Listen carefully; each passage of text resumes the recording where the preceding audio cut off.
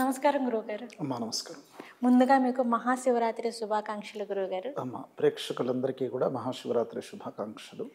గురువుగారు, మహాశివరాత్రి రోజు అంటే మనకి మాఘమాసంలో వచ్చే మహాశివరాత్రి రోజు చాలామంది ఉపవాస దీక్షలో ఉంటారు, అలాగే జాగరణ చేసుకుంటారు.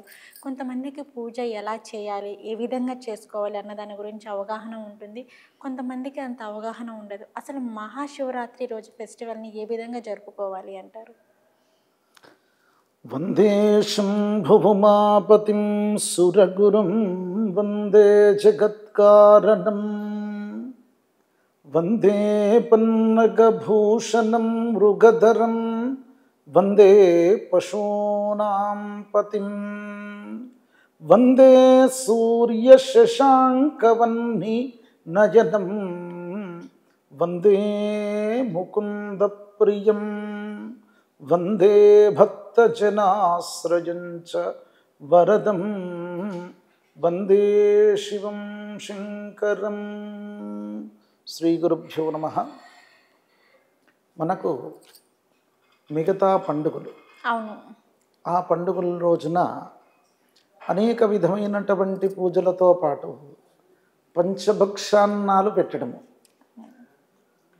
ఆడంబరపూరితమైనటువంటి వస్త్రధారణే కనుకోండి, ఆ పండుగ అనే వాతావరణానికి దానికి తగ్గ మాదిరిగా వివిధమైనటువంటి విధానపూరితమైనటువంటి ఆ సంతోషకరమైనటువంటి స్థితులు.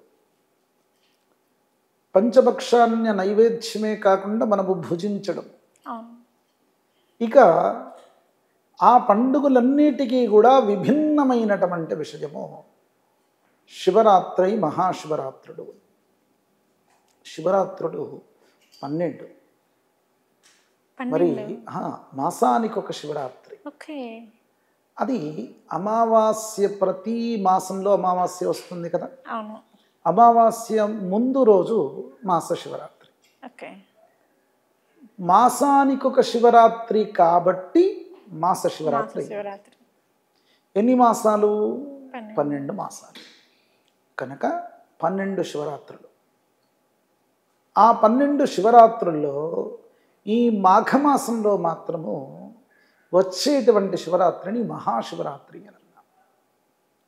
అది మాస శివరాత్రులు, ఇది మహాశివరాత్రికి ఎందుకయింది మరి అంటే, శివుడు తన యొక్క శక్తిని చతుర్దశ భువనాలకు వ్యాప్తం చేసినటువంటి రోజు కనుక ఆయన తన శక్తిని చేత ఈ సృష్టిని మొత్తము ఈ రోజు నుంచి నేను కాపాడుతానని తన యొక్క శక్తినంతయు కూడా ఈ యొక్క దేవతలందరికీ కూడా ప్రూఫ్ చేసుకున్న రోజు ఏమిటయ్యా అంటే ఈ మహాశివరాత్రి రోజు. దేవతల్లో గొప్పనైనటువంటి దేవుడు ఈయననే అని దేవతలు ఒప్పుకున్న రోజు. మహా అనేటువంటి శబ్దానికి శివుడు వేరు, మహాశివుడు వేరు కదా.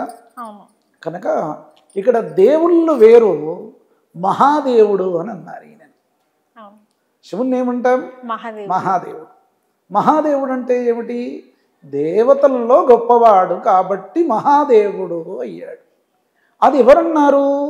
దేవతలు అన్నారు. ఇక్కడ మీరు నేను ఇంకెవరో అన్నటువంటి విషయాలు కాదయ్యా. ఇక్కడ దేవతలే వచ్చి మేమెవరో కాదు, ఇక్కడ మేము దేవుళ్ళమే, కానీ ఈయన మాత్రం మహాదేవుడు. ఇక్కడ ఎందుకు? మాకంటే కూడా సంపూర్ణంగా ఎక్కువ శక్తి కలిగినటువంటి వారు. ఆయన యొక్క శక్తి చేతనే మేమందరం కూడా ప్రకాశిస్తూ ఉన్నాము. నక్షత్రాలు రాత్రి వేళ ప్రకాశిస్తూ ఉంటాయి. ఎందు గురించి ప్రకాశిస్తూ ఉంటాయి? చంద్రుని వెన్నెలపడి నక్షత్రాలు వాటి యొక్క గమనాన్ని, వాటి యొక్క కాంతిని నిరూపించుకుంటూ ఉంటాయి. చంద్రుడే లేకుంటే నక్షత్రాలకు కాంతి లేనట్టే. నేను స్వయం ప్రతిపత్తి కలిగినటువంటి దాన్ని అని ఏ నక్షత్రము అనుకోదు. ఎందుకు? చంద్రుని పైన ఆధారపడి ఉంది. చంద్రుడి ఇక్కడ మిగతా దేవతలు కూడా వారి వారి శక్తులన్నీ కూడా ఎవరిపైన ఆధారపడి ఉన్నారు అని అంటే బ్రహ్మాండ వ్యాప్త దేహ వసిత హిమరుజా భాసమానా భుజంగై కంఠే కాళః కపర్ధా కలిత శశికళా శ్చండకోదండహస్తా. బ్రహ్మాండ వ్యాప్త దేహ, బ్రహ్మాండమంతయు కూడా వ్యాప్తమైనటువంటి దేహం ఈ పరమేశ్వరుని. బ్రహ్మాండం అఖిలాండాలన్నీ కూడా, ఈ చతుర్దశ భువనాలన్నీ కూడా ఏ విధంగా వ్యాప్తమయ్యాయి? తన యొక్క శక్తి చేతనే వ్యాప్తమయ్యాయి. వాటి చేతనే, ఆ శక్తి చేతనే ఇవన్నీ కూడా మనగడ చెందుతూ ఉన్నాయి. కనుక ఈ విధమైనటువంటి విధానము ఇప్పుడే ఈ మహాదేవుని యొక్క స్వరూపము, మహాదేవునిగా దేవతల్లో కూడా పోటీ ఏర్పడుతుంది. ఉడికే దేవతలు ఒప్పుకోరు. ఇక్కడ విషయం ఏమిటి అంటే, నేను చిన్నవాణ్ణి, నాకంటే పెద్దవాడు వీడు అని అంటే, ఒక రాజు వచ్చి దిగి వచ్చి ఇంకొక చక్రవర్తి ఇన్నయ్యా అని చెప్పడానికి అనేక విధమైన కారణాలు ఉండాలి కదా, ఆధారాలు ఉండాలి కదా. దేవతలకు పోటీ ఏర్పడింది. అది కూడా త్రిమూర్తుల మధ్యన పోటీ. బ్రహ్మ విష్ణు మహేశ్వరుడు, నేను గొప్ప నేను గొప్ప అని వివిధమైనటువంటి ఆ యొక్క స్తబ్దలు కలుగుతాయి. ఆ యుద్ధ సన్నివేశాల్లో ఎవరు వారి వారి యొక్క శక్తులను నిరూపించుకునేటువంటి క్రమంలో విష్ణుదేవుడు చివరిగా నేనే గొప్ప అయ్యాడు. బ్రహ్మ నేను సృష్టించండి, మీరెక్కడిది, కనుకనే సృష్టికర్తనే నేను అనేటువంటి విధంగా. ఇక మహాదేవుడు అన్నాడు, శివుడు, సరే మీరందరూ ఈ విధంగానే నా యొక్క శక్తిని, నా యొక్క లింగాన్ని అంతిమం తెలుసుకోండి. తెలుసుకుంటే, ఎవరు అంతిమం తెలుసుకుంటే వారే గొప్ప అని చెప్పారు. అంతిమం తెలుసుకున్న వారు గొప్ప. వెళ్ళారు బ్రహ్మ విష్ణు భూలోకానికి. భువర మహజ్జనస్తప్తలోకాలన్నీ కూడా, చతుర్దశ భువనాలన్నీ కూడా వెళ్ళాడు. ఎక్కడ చూసినా కానీ చెప్పాను కదా, బ్రహ్మాండ వ్యాప్త దేహ బసిత హిమరుజా భాసమానా భుజంగై. ఎవరయ్యా కనబడేది అంటే, కంఠే కాళః కపర్ధా కలిత శశికళా శ్చండకోదండహస్త. ఆ పరమశివుడే, నీలకంఠుడే. ఆయన ఏ యొక్క లోకానికి వెళ్ళినా ఆయన యొక్క అంతిమం తెలవకుండా, ఆది తెలవకుండా కనబడుతూ ఉన్నాడు. ఎవరికి? ఈ విష్ణుమూర్తికి, ఇంద్రాది దేవతలకు, బ్రహ్మాది దేవతలకు ఈయన యొక్క అంతిమాన్ని పట్టుకోలేకపోతున్నారు. ఇదంతా చూసినటువంటి విష్ణుమూర్తి జీర్ణించుకోలేకపోతాడు. దేవతల్లో శ్రేష్ఠుడు నేనే అనుకున్నాను, ఇంతవరకు నన్నే అని నేను ప్రచారం చేసుకున్నానే, ఇక నాకంటే గొప్పనైన వాడు వీడు వచ్చాడు, మరి దీన్ని ఏదో విధంగా నేను కట్ చేయాలి అనుకున్నాడు. మరి ఎట్లా అయ్యా అంటే, నేను శివలింగం యొక్క అంతిమం చూశాను అని ఈయన విష్ణుమూర్తి చెప్పాడు. అవునా, నువ్వు శివలింగం యొక్క అంతిమం చూసావా అని అడిగారు దేవతలందరూ శివునితో పాటుగా. లేదు లేదు నేను చూశాను. సరే నువ్వు చూశావు, కానీ నువ్వు చూసావనేటువంటిది సాక్షి ఏమైనా ఉందా? దానికి సాక్ష్యం ఉండాలి కదా.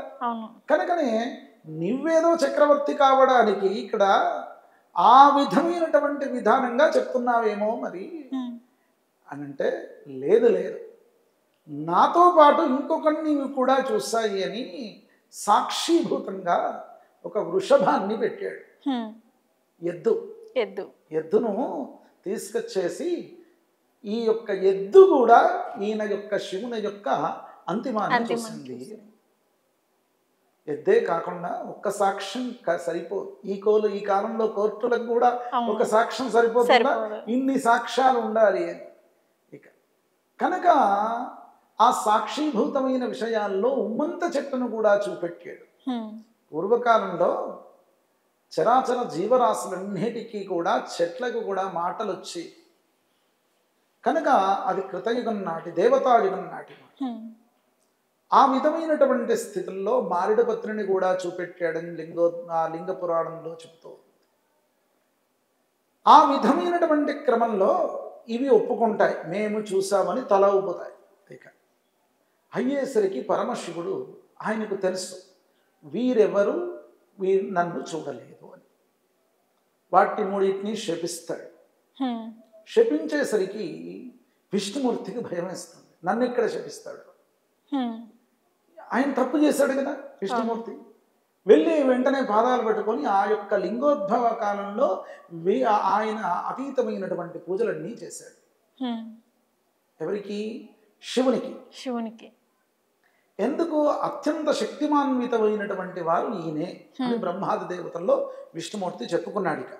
ఇక లాభం లేదు, నేను అబద్ధం ఆడి ఇదేదో నిరూపణ అయ్యే ఉంది, వీళ్ళ ముగ్గురికి శపించారు, ఇక నా వరకు రాకుండా నేను జాగ్రత్త పడాలి అనే ఉద్దేశంతో వెంటనే ఒప్పుకొని బ్రహ్మాదేవతలు అందరికంటే శక్తిమాన్వితమైనటువంటి వారు, వారి యొక్క శక్తి చేత మనంతరం కూడా చలిస్తూ ఉన్నారు అనేటువంటి ఉద్దేశంతో ఆయన, అందరూ అంటారు ఏదో విష్ణుమూర్తి శివుడు గొప్ప అనేటువంటి విషయం.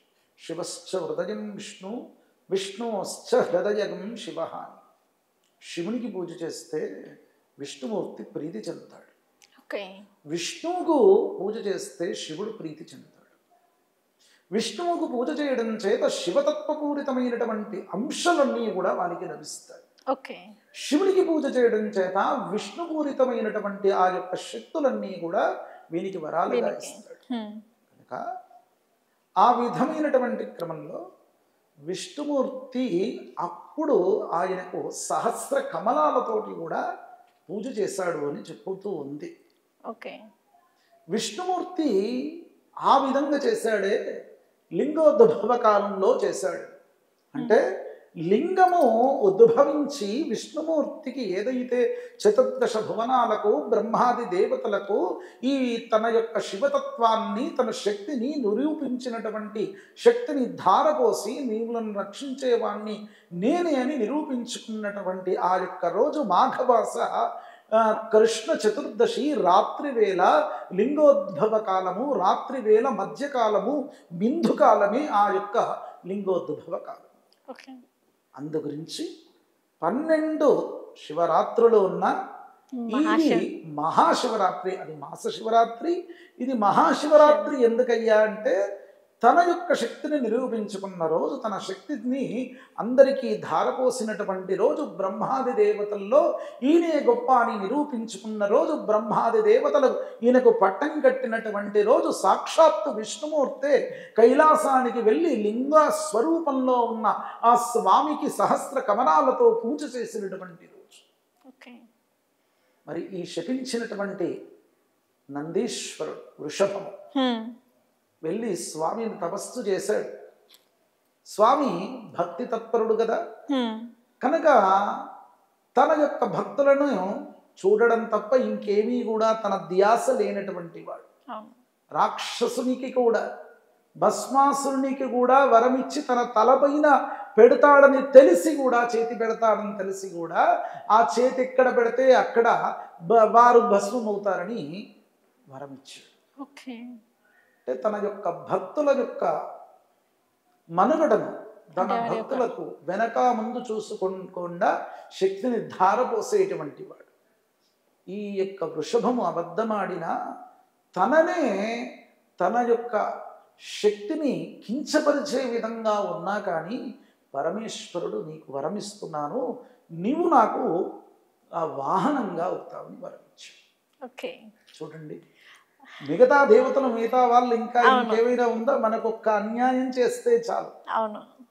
మరి పరమేశ్వరుడే ఇంకా ఉమ్మెంత చెట్టు, అది ఎక్కడ ఉంటుంది? ఏదో పెంట కుప్పల్లో, ఎక్కడో అడవుల్లో కానీ గుట్టల్లో కాస్తుందే తప్ప ఆ విధమైనటువంటి లత ఏదైతే ఉందో సుగంధంగా లతగా ఉండదు. అది అట్లాంటి లతకు కూడా ఆ పుష్పానికి వరమిస్తాడు. అప్పుడు ఆ శివతత్వాన్ని కించపరిచే విధంగా ఉన్నా నీకు నేను వరమిస్తున్నాను, మిగతా పూజలకు ఉపయోగపడకుండా శివ పూజకు నువ్వు అత్యంత శ్రేష్ఠురాలు, నీతో పూజ చేస్తే సకల వరాలు ఇస్తారని ఉమ్మంత చెట్టుకు, మారేడు చెట్టుకు ఇచ్చాడు. కనుకనే వాడితో పూజ చేయడం అతీతమైన శక్తులన్నీ కూడా వస్తాయని సంపూర్ణ కోరికలు తీరుతాయి. అలాగే ఇంకా మనకి శివరాత్రి రోజు జాగరణ ఏ విధంగా చేయాలి? అసలు స్పెషల్‌గా అదే రోజు ఎందుకు జాగరణ చేయాలి అంటారు గురువుగారు? అంటే మనకి ప్రతి సోమవారం చూసుకున్నట్లయితే మనకి శివారాధన అనేది చేసుకుంటూనే ఉంటాం. కానీ స్పెషల్‌గా శివరాత్రి రోజు జాగరణ చేయడానికి గల ప్రఖ్యాత ఏమైనా ఉందంటారా? ఇంకొక అంశం ఏమిటి అని అంటే, హ్మ్. హిందూ ధర్మం ప్రకారము ఉపవాసము. హ్మ్. ఉపవాసం ఎప్పుడు చెప్పారు అని అంటే, మిగతా ఉపవాసాలన్నీ కార్తీక సోమవారాలు అవును. మిగతావి అవన్నీ మనం పెట్టుకున్నటువంటివి. కానీ ధర్మ గ్రంథాల్లో ఉన్నటువంటిది ఏకాదశులు మాత్రం. హ్మ్. ఏకాదశులు మాత్రం ఖచ్చితంగా ప్రతి వారు ఫాలో కావాలి. ఓకే. వాళ్ళకు శరీరం చాలా దృఢంగా ఉంది అంటే మిగతావి ఫాలో కాకూడదని చెప్పలేదు.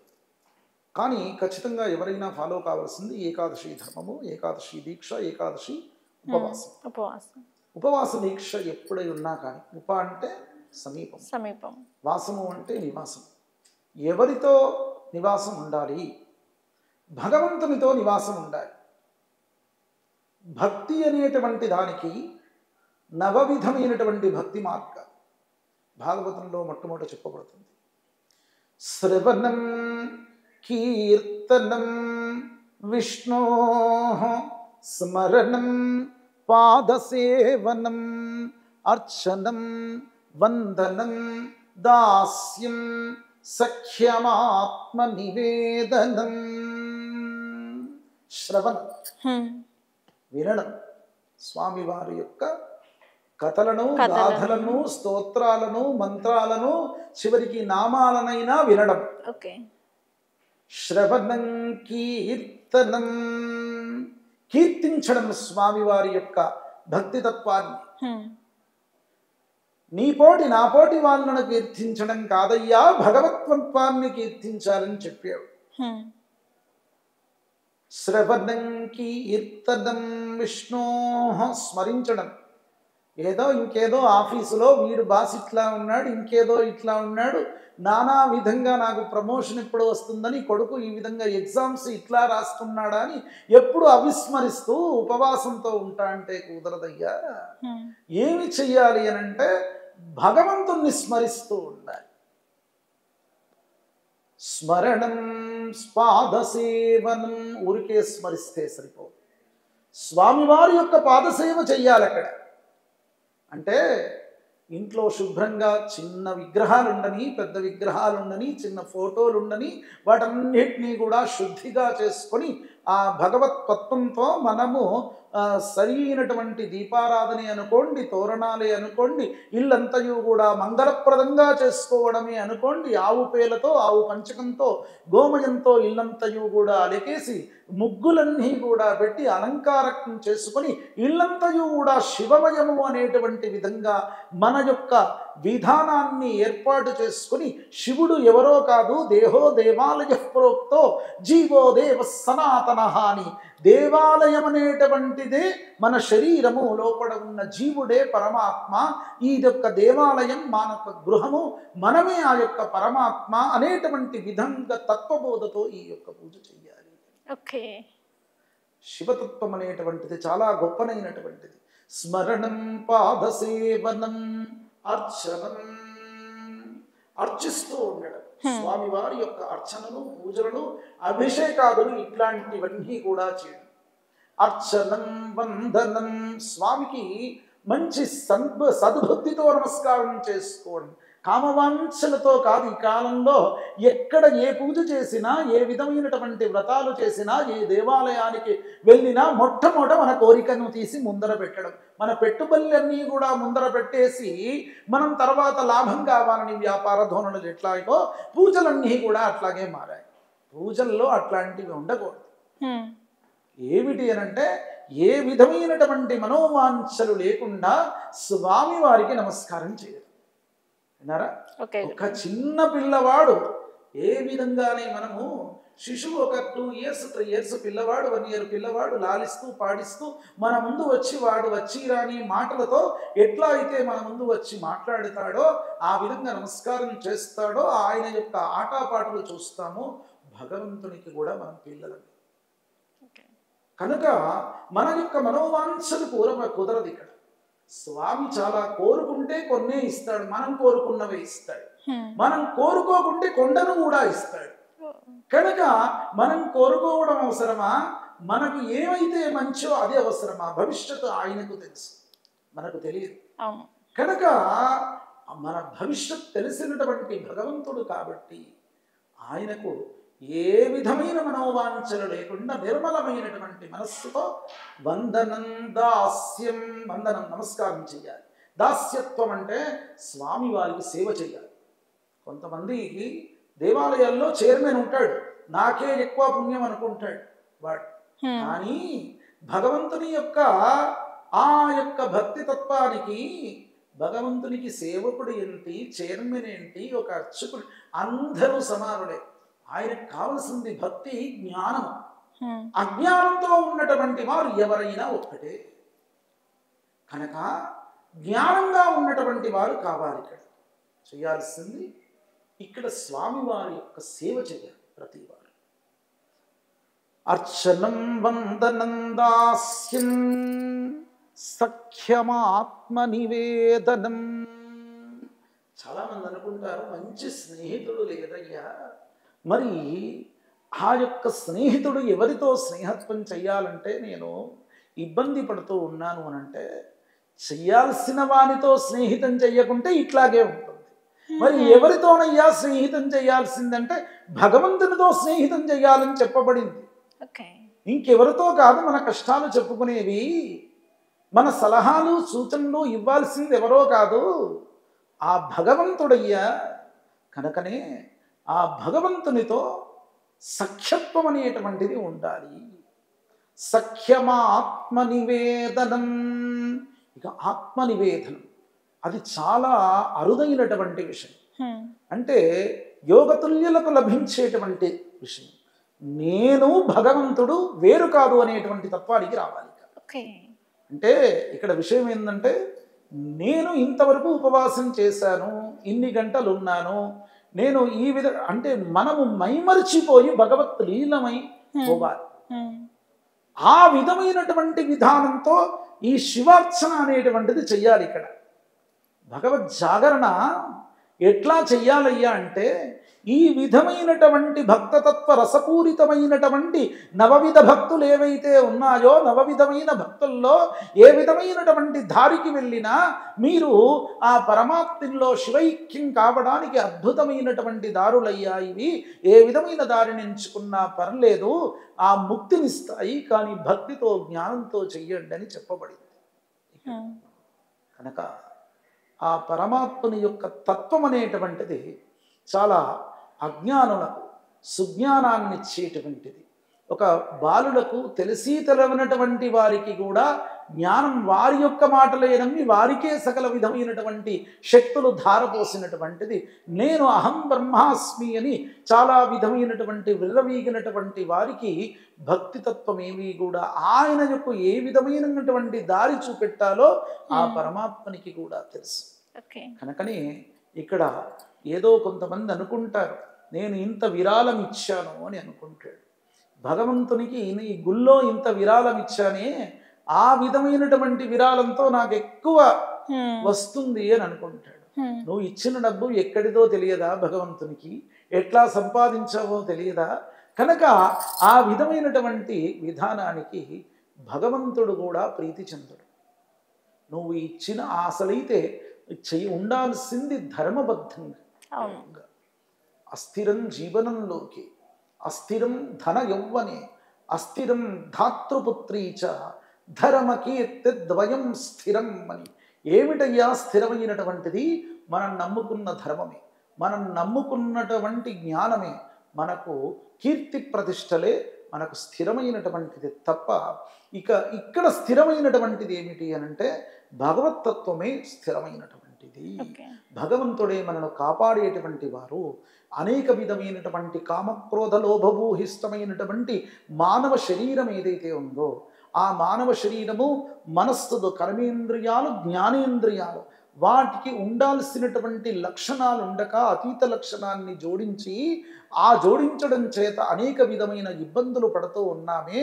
మళ్ళీ మనం సరైన దారిలో ఉండడానికి ఈ శరీరాన్ని కానీ మన యొక్క మనస్సును కానీ ఒక విధానమైనటువంటి పద్ధతితో పెట్టుకోవడానికి ఈ ఉపవాసాలు అనేటువంటివి ఉపకరిస్తాయి.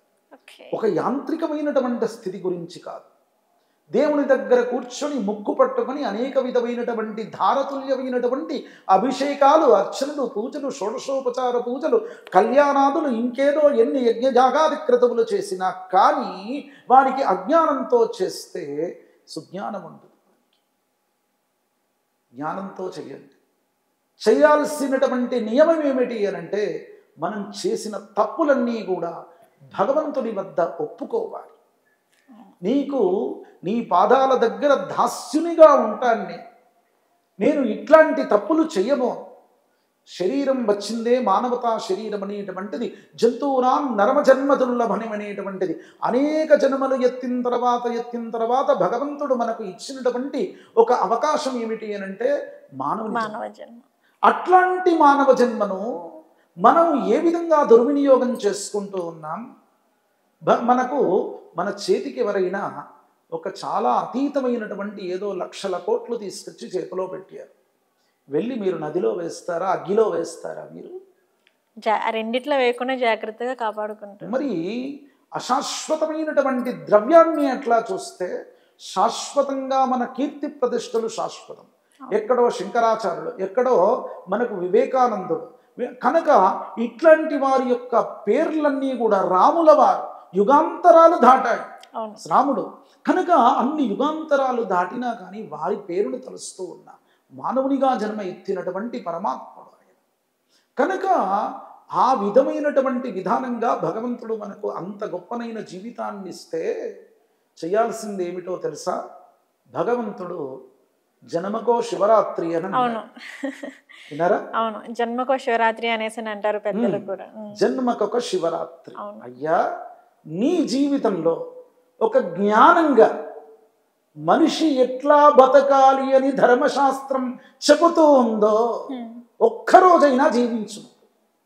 అది శివరాత్రి రోజు జీవించు. మనకున్న కామక్రోధమోహాలన్నీ కూడా వదిలేసి, అజ్ఞానాలన్నీ కూడా వదిలేసి, స్వార్థపూరితమైనటువంటి చింతనను వదిలేసి, భగవంతుడు తప్ప నాకు శాశ్వతం ఏమీ లేదు. మన యొక్క జీవితం నీటి బుడగ లాంటిది. ఎట్లాంటిది? నీటి బుడగ. కనుక చెప్పాను కదా, అస్థిరం జీవనంలోకే అస్థిరం ధన యౌవనే అస్థిరం ధాతృపుత్రీచ. మన పుత్రులు, కుటుంబము, మన యొక్క సంపాదన ఏది కూడా ఈరోజు రేపటి వరకు నేను ఖచ్చితంగా ఉంటానని చెప్పవలసిన ఎవరన్నా చెప్పగలుగుతారా? మరి ఎవ్వరు కూడా ఈరోజు ఒక్క నిమిషం మనం ఎక్కువ బతికామనంటే భగవంతుని అనుగ్రహం తప్ప ఇంకేమీ లేదు. కనుక అట్లాంటి కాపాడేటువంటి భగవంతుడు నువ్వే నిజమైనటువంటి వాడివయ్యా. బ్రహ్మ సత్యం జగనమిథ్య జీవో బ్రహ్మైవ నాపరహ అని మాంసనేత్రాలకు కనబడేటువంటి అంశాలు ఏవైతే ఉన్నాయో అవన్నీ అశాశ్వతమైనటువంటిది. శాశ్వతమైనటువంటిది ఎవరు? పరమాత్మ, ఆ పరమశివుడే. కనుకనే నిన్ను నీ యొక్క శక్తి చేత మేమందరం కూడా బతుకుతూ ఉన్నాం. ఆ కేంద్రీకృతమైనటువంటి శక్తి నీది. కనుక నిన్ను పట్టుకొని నీ పాదాల వద్ద ఉంటే నా జీవితాంతం కూడా నేను సుఖంగా ఉంటాను అని మన అజ్ఞానాన్ని వదిలేసి ఒక్కరోజు మనం జ్ఞానంతో ఉంటే, మన జీవితంలో ఒక్కరోజు ఉంటే మన జన్మ అనేటువంటిది ధన్యము. ఉత్తరోత్తమ జన్మలన్నీ కూడా ఆయన్నే చూసుకుంటాడు. ఇక్కడ నీకు చాలురా ఈ జన్మ. దానికి కథలు గాథలు కూడా ఉన్నాయండి. వేటాడేటువంటి వాడు ఒక ఆయన కఠినాత్ముడు నిత్యం కూడా వేటాడుతూ జంతు వేటతో ఆ వచ్చినటువంటి మాంసాన్ని భుజిస్తూ ఉన్నటువంటి ఆయన ఆ రోజు శివరాత్రి అయింది. ఆయనకు వేటాడుదామన్నా కానీ ఏదీ దొరకదు. ఆయనకు శివరాత్రి అనే విషయమే తెలియక ఇంటికి వెళ్ళలేక ఆయన ఏం చేస్తాడంటే ఒక చెట్టు పైన కూర్చొని విశ్రాంతి తీసుకుంటూ ఆకలితో ఉంటాడు కదా. రాత్రి వేళ నిద్ర పట్టకుంటే, ఆకలితో ఉంటే నిద్ర పడుతుందా? పట్టదు కదా. కనుక నేను ఆ విధంగా చెట్టు పైన దళాలన్నీ కూడా కోస్తూ నిద్ర పట్టక ఒక్కొక్క దళాన్ని పెంచుతూ ఆ కింద చెట్టు కింద వేస్తూ ఉంటాడు. కింద ఒక బ్రహ్మస్థాపన చేసినటువంటి ప్రతిష్ఠ చేసిన శివలింగం అద్భుతంగా ఉంటుంది. చీకట్లో ఆయన కనబడదు, అది శివలింగం అని తెలియదు, ఆ రోజు శివరాత్రి అని తెలియదు, ఇది మారేడు చెట్టు అని తెలియదు. ఏదో నిద్ర పట్టగా అవన్నీ కూడా వేశాడు. కానీ ఆయన శివుని యొక్క భక్తుడు పాపం. ఎప్పటి నుంచో ఏదైనా దేవుణ్ణి తలుచుకుంటే శివుణ్ణి తలుచుకుంటాడు. ఓం నమ శివాయ అనుకుంటూ శివాయ గురవే నమః అనుకుంటూ అక్కడ వేస్తూ ఉన్నాడు. రాత్రి వేళంతా కూడా ఆ విధంగానే అయింది. అంత కఠినాత్ముడైనటువంటి నిత్యం జంతువేట చేసినటువంటి వారికి కూడా పరమాత్ముడు శివైక్యం, ఆయన జన్మ చాలించిన తర్వాత ఆయనను శివైక్యం చేశాడు. కనుక ఆయన ఉండాల్సిన లక్షణం ఏమిటి? ఆయన యొక్క జీవితాంతం ఇట్లా ఉన్నా ఒక్కరోజైనా భక్తితత్వంతో జ్ఞానతత్వంతో ఉన్నాడు. విషయం తెలవాల్సినటువంటి అంశం ఏంటంటే, ఈ కలియుగంలో మనము ఒక్కరోజు కూడా ఉండలేకపోతున్నాము. ఒక్కరోజు ఉపవాసం ఉంటే కాదు కదా, ఒక్కరోజు కూడా కాదు, 2 గంటలు 3 గంటలు ఉంటేనే, 1 గంట సేపు ఉంటేనే ఇంట్లో మన అమ్మగారు బామ్మగారు ఇంకేదో టీలని కాఫీలని నానా విధమైనటువంటి ఉపచారాలు, అందులో 4 ఫోన్లు, ఇంకేదో మనకు బిజినెస్లని, ఉద్యోగాలు సద్యోగాలు, మన యొక్క పిల్లలు పెద్దలు, నానా విధమైనటువంటి గొడవలు, ఇవన్నీ కూడా అశాశ్వతమైన విషయాలతోటి అనేక చింతనలు, ఇవన్నీ ఒక్కరోజు కూడా వదిలిపెట్టలేనటువంటి స్థితిలో ఉన్నాం. బీపీలు రాగా, షుగర్లు రావా, ఇంకేదో చిన్న పిల్లలకు కూడా హార్ట్ అటాక్ విన్నారా? ఉపవాస దీక్షతో ఉంటే అవన్నీ కూడా పోతాయి. రాత్రి జాగరణ ఎట్లా చెయ్యాలి అని అడిగారు. శివునికి అభిషేకం చేస్తే శ్రేష్టం. వేదాలతో స్వామివారికి యామపూజలు అనేటువంటివి ఉన్నాయి. ఒక్కొక్క యామానికి ఒక్కొక్క వేదంతో పూజలు చేస్తే శ్రేష్టమని ఉన్నాయి. అవన్నీ చేయలేని వారికి ఎట్లా?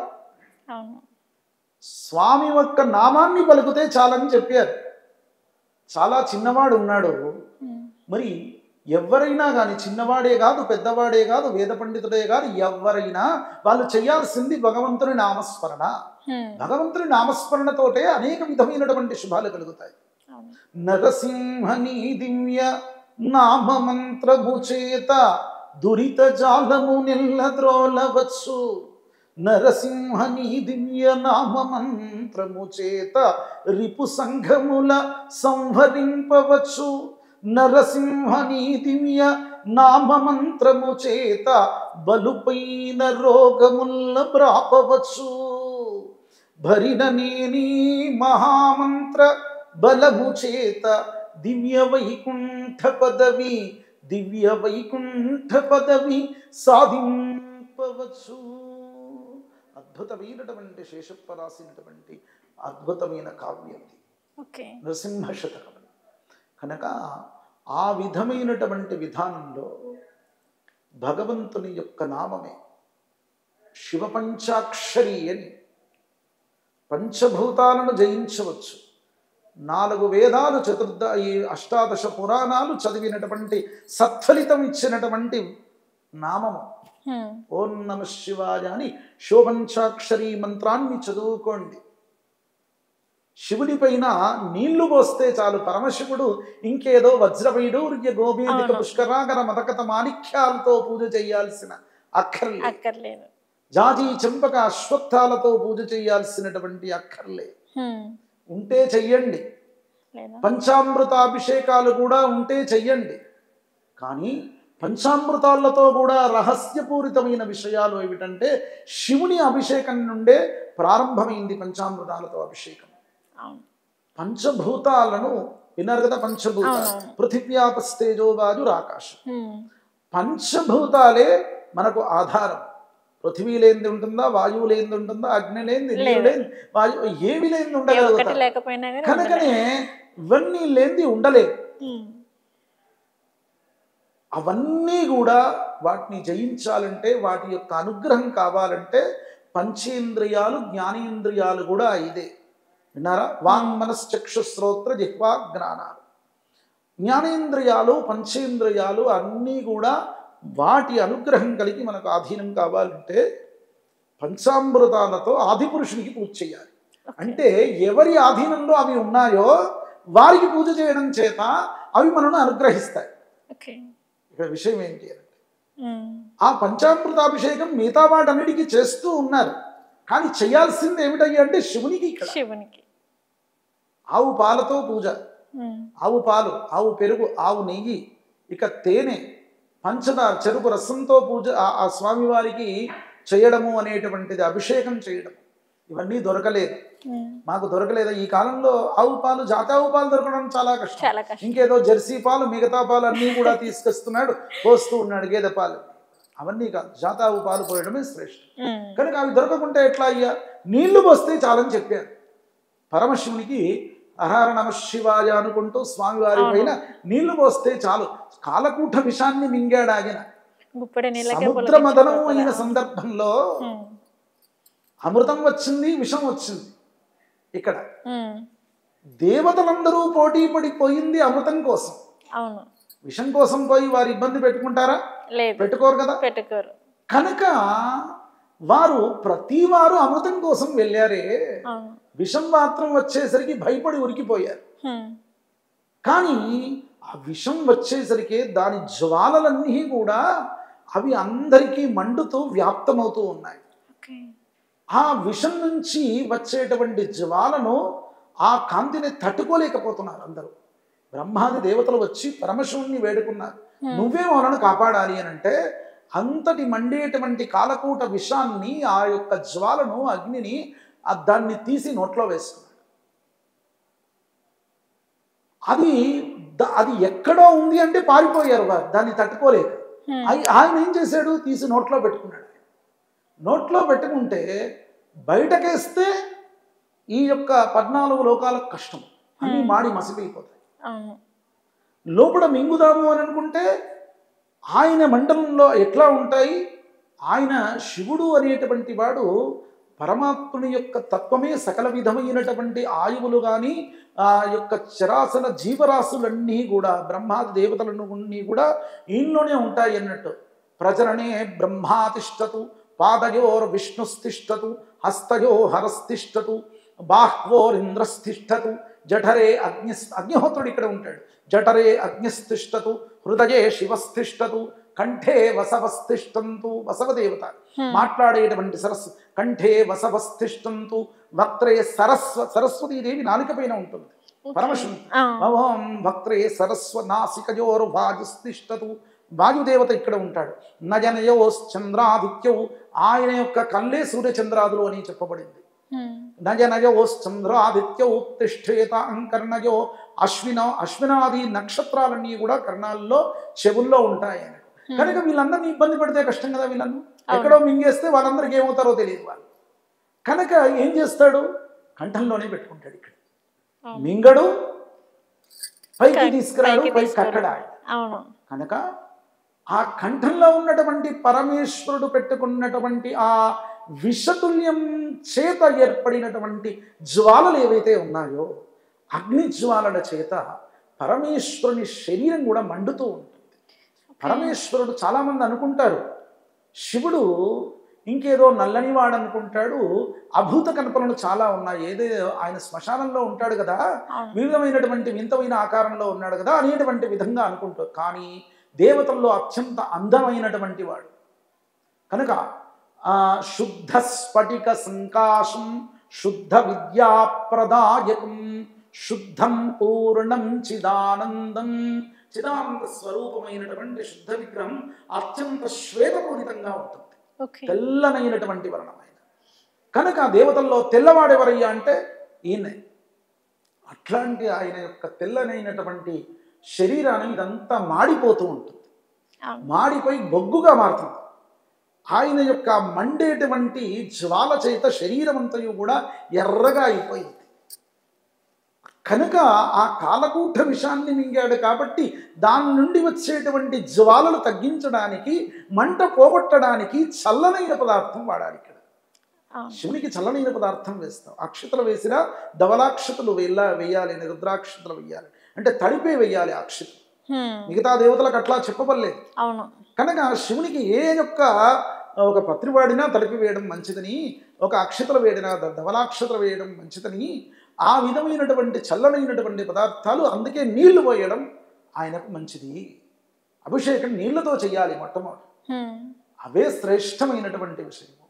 కనుక భక్తి రసతత్వుడైనటువంటి ఈ పరమాత్మని యొక్క ఆరాధన చాలా అత్యంత శ్రేష్టమైనటువంటిది. శివరాత్రి మనమందరం కూడా జనమకొక శివరాత్రి కాబట్టి ఈ శివరాత్రి కూడా రాత్రి వేళ చతుర్దశి వచ్చి ఈ 8వ తారీఖు రోజున, గురువారం రోజున అద్భుతంగా శోభకృతనామ సంవత్సరంలో మనకు వచ్చినటువంటి అంశము, అంటే శుక్రవారం రోజు, శుక్రవారం రోజున వచ్చింది. 8వ తారీఖు రోజున త్రయోదశి రాత్రి వేళ వరకు కూడా ఉంది. 9:30 వరకు త్రయోదశి ఉన్నా, అంతవరకు త్రయోదశి ఉంది. రాత్రే శివరాత్రి అనుకుంటారు. లేదు లేదయ్యా, రాత్రి వేళ శివరాత్రి చతుర్దశ వ్యాప్తి అయింది కాబట్టి అప్పుడు వ్యాప్తి అయినప్పుడు ఉదయం నుండే పూజలు చెయ్యాలని జాగరణ విశిష్టతలు అడిగారు. ఎట్లా జాగరణ చెయ్యాలంటే, జాగరణ కొంతమంది రాత్రి జాగరణ ఉండాలి కదా అని వీడు లేవడమే 12 గంటలకో 1 గంటకో లేస్తాడు. అంటే రాత్రి వేళ జాగరణతో ఉండాలి కదా అనే ఉద్దేశంతో. పైగా ప్రొద్దున లేచిన మధ్యాహ్నము రాత్రి ఎంతనో అంత నిద్రపోతాడు వీడు. అంటే 5-6 గంటలు నిద్రపోతే రాత్రి నిద్ర రమ్మన్నా రాదు అనే ఉద్దేశం. ఇంకో విధమైనటువంటి వింతనైన జాగరణలు ఉన్నాయి. అవి అందరికీ తెలిసిందే ఈ కాలంలో ఎక్కువ. ఏమిటంటే, ఈరోజు శివరాత్రి 3 సినిమాలు 4 సినిమాలు చూద్దాము అనుకుంటాడు. వినారా? లేదంటే ఈ కాలంలో వారి చేతిలోనే ఇంకేదో టీవీలు పెట్టుకోవాల్సిన అక్కరడు కూడా లేదు. యూట్యూబ్ అనేక విధమైనటువంటి ఇవన్నీ చూస్తే పాపం తప్ప ఇంకేమీ ఉండదు. కనుక చేయాల్సిన నియమం ఏమిటి అంటే, ఉదయం 6 గంటల లోపు లేవాలి. వారు మంగళప్రదంగా స్నానాలు ఇల్లంతయు కూడా సుమంగళంగా చేసుకొని నిత్య దేవతార్చనలు చేసి రాత్రి వేళ భగవంతునికి ఆరాధనలు చేసుకుని ఉపవాస దీక్ష ఉండగలిగేటువంటి వారు స్వామివారికి నీళ్లతోటే ఉండడము, లేదంటే అట్లా ఉండలేనటువంటి వాళ్ళు ఫలాలైనా తీసుకొని ఉండండి. లేదంటే వ్యాధులు ఉన్నటువంటి వారు కానీ, వృద్ధులు కానీ, అట్లాంటి వాళ్ళు ఏమైతే ఉంటే నిత్య పదార్థాలు, శరీరానికి ఇబ్బంది కలిగించే పదార్థాలు వర్జితం చేసి ఏదైనా సాత్వికమైన ఆహారం తీసుకొని రాత్రి వేళ కూడా జాగరణలు, అంటే శివతత్వపూరితమైన, మీరు సినిమాలు చూడండి కానీ దేవతల సినిమాలు చూడండి అట్లీస్ట్, ఆ విధమైనటువంటి అమెండ్మెంట్స్ అయినా వాళ్ళకు. కనుక శివ కళ్యాణం అన్నాడు. మరి ఆ కళ్యాణమైన ఘట్టాలన్నీ కూడా ఎన్నో ఉన్నాయి. అట్లాంటి సీరియల్స్, అట్లాంటి సినిమాలో ఇంకేదైనా చూడండి. మరి స్వామి భజనలు పెట్టుకోండి, కీర్తనలు పెట్టుకోండి.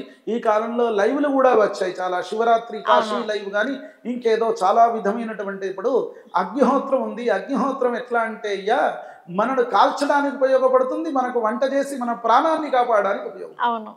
కనుక ఈ యొక్క సెల్లులు కానీ, నెట్లు కానీ, టీవీలు కానీ ఇవన్నీ అగ్నిహోత్రం లాంటివి. మంచికి ఉపయోగపడతాయి, చెడుకో. మనం ఉపయోగించుకునేటువంటి దారి మనం ఎంచుకోవాలి. కనుక ఒక సద్దారిలో వెళ్ళండి, ఖచ్చితంగా మీకు శివరాత్రి మంచి సత్ఫలితం. ఇప్పుడు మనలాంటి ప్రోగ్రామ్స్ చేస్తూ ఉన్నారు. ఇట్లాంటి ప్రోగ్రాం ఏ విధంగా చేయాలి, పండుగల తత్వాలు ఏమిటి, మరి భగవత్ తత్వం అనేది, భగవంతుని ఆరాధన ఎందుకోసం చేయాలి, పండుగలు ఎందు గురించి జరిపించుకోవాలి అనేటువంటి విధానాలన్నీ అట్లీస్ట్ ఈ రోజైనా మీరు వినండి. ఏదో బుక్కులన్నీ శోధించాల్సిన అవసరం లేదు. ఈ కాలంలో ఏ యూట్యూబ్ ఛానల్ కొట్టినా మీరు ఒక 100 ప్రోగ్రామ్స్ ఒక్కొక్క టీవీ వస్తూ ఉంటాయి. కనుక ఎప్పుడో చేసినవి కానీ ఇంకేదో, అవి ఏవి విన్నా చాలు. మీరు ఆ రోజంతయు కూడా అవి వింటూ మనము ఆ జ్ఞానాన్ని తెలుసుకోవచ్చు. అది ఆ విధంగా భగవత్ తత్వపూరితమైనటువంటి విషయాలు ఏదో విధమైన సన్మార్గంలో ఉంచి మన జ్ఞానతుల్యంగా అజ్ఞానాన్ని వదిలేసి స్వామివారి యొక్క కృపా కటాక్ష వీక్షణలకు ప్రార్థనై శుభకరమైనటువంటి సులక్షణమైనటువంటి జీవితాన్ని పొంది సకల విధమైనటువంటి శుభాలు పొందుతాం. ఓకే, ధన్యవాదాలు గురువుగారు. శివరాత్రి పండుగ ఏ విధంగా జరుపుకోవాలి, అలాగే పూజా విధానం కూడా ఏ విధంగా చేసుకోవాలి, ముఖ్యంగా చూసుకున్నట్లయితే జాగరణ మరియు ఉపవాస విధానం ఏ విధంగా చేసుకోవాలనే వాటన్నిటి గురించి అయితే మాకు చాలా చక్కగా తెలియజేశారు. ధన్యవాదాలు గురువుగారు.